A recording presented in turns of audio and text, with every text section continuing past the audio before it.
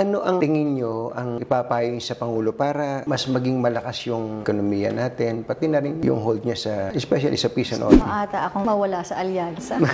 Sige na. Siguro bilang isang chief executive, kailangan meron kang political will. There will be times that you will have to be the bad cop. Hindi pwedeng palaging people pleaser dahil may mga mahihirap na desisyon na kailangan gawin. Hindi kasi niya character yun eh. Masyado kasi siya mabait eh. Kaya minsan, they take advantage of his kindness.